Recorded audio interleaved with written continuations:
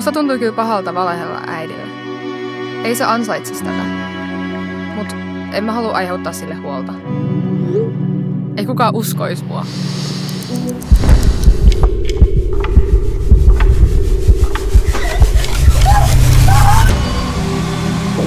En mä oo tarpeeksi tärkeä tyyppi, että ansaitsisin apua keltään.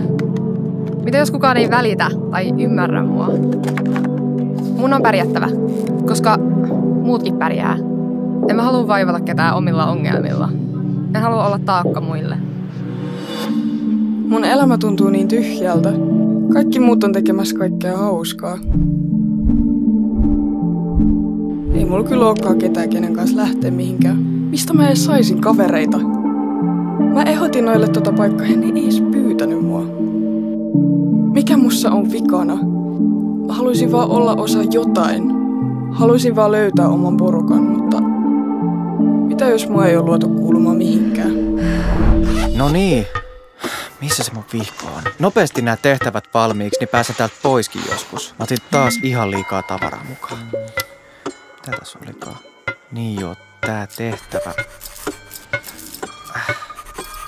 6. Vai pitäisikö sittenkin? No niin, se oli tässä sitten. Mä luovutan. Taas. Ei täällä pysty keskittyä. Tää on yksi niistä viesteistä, mitä tuun katumaan. Mun on pakko kysyä jeesiin. En mä voi jatkaa näin. Kai mullakin on oikeus tuntea itteni onnelliseksi.